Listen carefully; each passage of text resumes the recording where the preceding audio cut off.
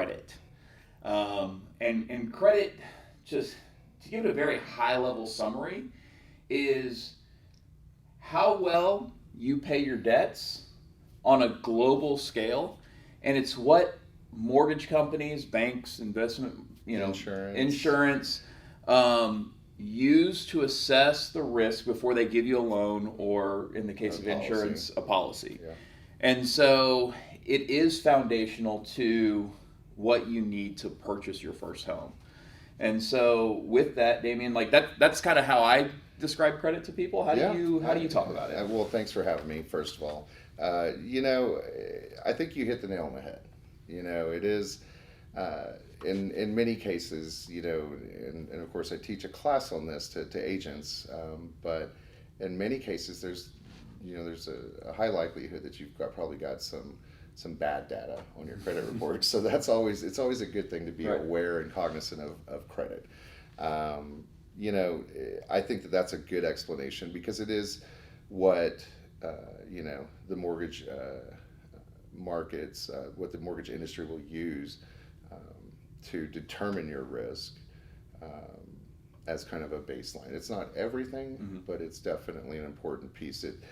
It's one of the factors, alongside down payment, that affects your rate the most. So credit score and down payment are going to be the two biggest factors. So it's important to understand and be cognizant of good credit versus bad credit. Right. And so when we talk about good credit, we talk about timely payments that have not been 30 days late. We talk about low balances on your credit cards. If you've got a $5,000 limit, you want to keep it to around 10% maximum utilized. Now, it's okay to go on a vacation and spend some money, right? But you want to get back to a situation where you're not maxed out. Right. And when we look at credit cards, credit card debt, a lot of folks will come to us and they've got a ton of different credit cards, and 5 out of 6 are teetering on being above the limit. Right. And so that will have a tremendous negative impact on your credit. You look at things like collections, old charge-offs. Those items can affect your score tremendously, and thus affecting your buying power, your ability to get a mortgage loan. But it's also going to impact your car insurance rates, your home insurance rates, your renter's insurance. All of those items are utilizing some credit algorithm to determine what risk level you represent. Right. So when we talk about, let's just say, revolving accounts are credit cards. So let's use that exact scenario. Let's say your limit's 5,000. You've got 4,000 charged against it, so you're at 80% credit utilization. When you look at something like that, that's going to give you a lower score than if you had a 20% utilization, or a 50%, or going backwards to a 10%. Those revolving accounts make up 30% of your credit score. Okay. So it's important that you're aware of how those credit cards affect your buying power. We also look at the debt load. What debt is your monthly payment as part of your overall debt load? How is that going to affect your debt to income ratio when you go to purchase? So important. The number of accounts can affect your score negatively or positively. There's a magic. There's like a window. There's a right? window. Like if you've got one credit card that's at 10%, that's maybe not as good as having 3 that are at 10%. Yeah. But if you have but if you've got 20 at 10%, that's when you start getting. That still kind of looks. So when they offer you 15% off to get that department store credit card, just go ahead and pay the 15% because you don't want to get a credit card that's 27% just to save 15%. So that's one of the aspects of it is the revolving debt. But you're exactly right. There's a window, and working with the mortgage professional, they can look at it and they can say, okay, hey, let's pay these down. We have numerous resources that will give us kind of the perfect algorithm to get your score up. Right. And that's one of the great things about working with a great mortgage professional is that they can advise you on this and say, hey, if you the model that we're running, if you pay this down, says that it'll give you 20 Right. points. That could mean the difference between buying a home and not buying a home. Right. So it's important to be aware of that. In the same respect, that model can also say, hey, you've got too much revolving debt out here, but you want to close this one, but you don't want to close this one because that gets into your history piece. Closing accounts, history is going to be 10% of your overall credit scoring model. So you want to ensure that you're not just closing accounts. There's some very smart people out there that have, very good information and very good guidance on how to budget and how to do things.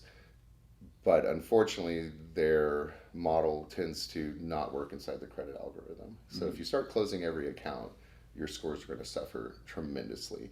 The length of time on your credit history is a big component of that. So what we would look at is, okay, do you have maybe a smaller credit card that's been around for a long time? Just keep that one, put it in the safe, keep it at bay, don't charge on it. So you really want to look at, the overall credit profile. The next thing that we really talk about is installment loans, which would be a mortgage is an installment loan, anything that has an end to it. So a car loan, student loans, things like that.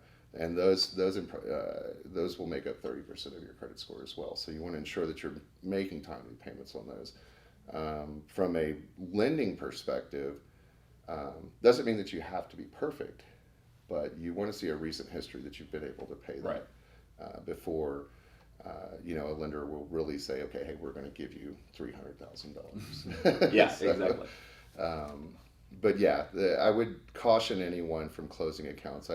I see a lot of that where folks are like, hey, I listen to this guy and he says, you can get a manual underwrite. You don't need you don't need a credit score, and there is no such thing as a manual underwrite on a conventional loan. You have to have a credit score. Right. So just little things, like I said, talking with a great mortgage professional will help guide you on your path to getting there. Right.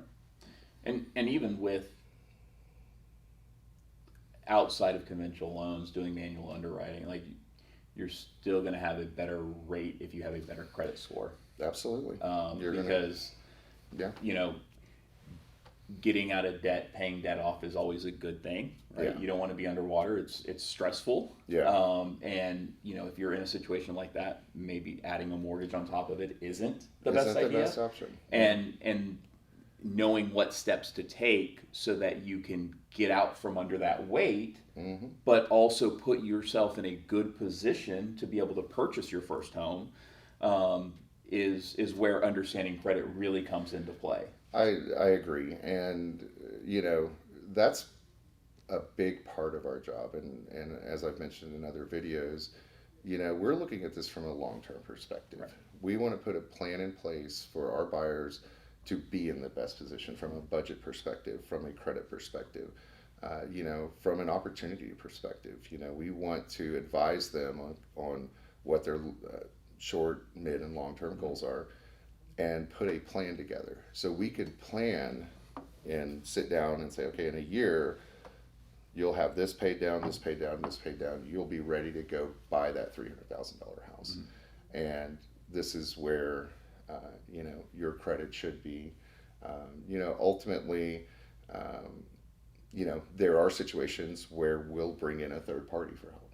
And that's when we're talking about collections and charge-offs and things that have really gotten to that, area where, the creditor has just decided that, I'm never going to get this money, I'm putting it to collection. Right. And that might not even be something that happened for an individual today or within the last 6 months. I mean, your credit report stays, the information on your credit report can be 7 to 10 years old. Oh, yeah. And so when that credit card that you charged off 5 years ago that you're not Yeah. really thinking about anymore, that got sent to collections, got sent to charge off. Like, you might have really good credit history now, but that can still impact you when you're ready to buy your first Absolutely. home. And so, working with a professional that can kind of tell you, hey, this is how to approach that, and this is what to do to take care of that, can be. Yeah, going back to kind of what I discussed initially was, you know, there's a large number of credit reports that have erroneous data. Mhm. In my personal situation, I can tell you that I had a collection from an apartment that was in college that I didn't even know existed. And it popped up when I went to go buy my first home. And this is how naive I was to what was really going on. And, it got cleared up, but it's something that other institutions had seen, Mhm. and I was unaware of it. So Yeah. it's important to understand, and if there's something on there that's re-reporting that's old, let's work to get it removed. And going back to kind of the third parties that we utilize, there are great credit repair companies that sometimes we'll bring in. Now, we only recommend the ones that we've worked with, and some of these relationships are 15 years going.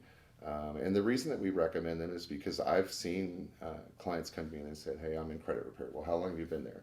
Well, I've been in it for 15 months. And I'm going, well, then we need to see what they've done. Right. Because the folks that we work with, the companies that we work with, are working to get you out of it in 6 months.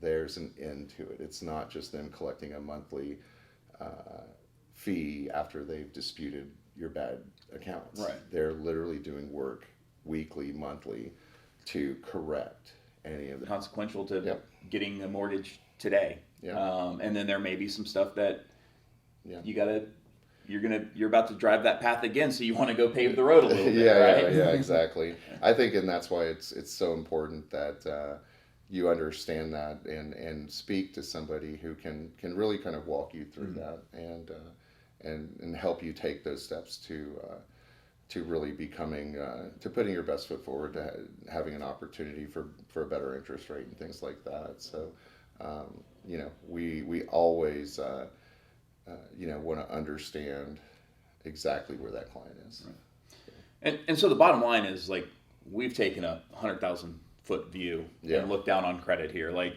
this is a topic that you could spend an entire week in a conference discussing the nuance of different things. And so if you do want to buy your first home, or if that's on your goals for the near future, the first step is, maybe do a credit, not credit bureau, but a credit monitoring service, and get an idea of what's on there. Yeah. And then once you know what's on there, reaching out to a mortgage professional that can help you understand what's there before you take any action. Yeah. So that you can come up with a plan that's going to work and not hurt you in the short term and in the long term. So with that, Damian's information will be down in the description below. And we really appreciate you watching, and thank you for coming along and taking a very high level view at credit. But if you want to get into the weeds, Damian can do that with you. And we appreciate your time. You have a great day. Thank you.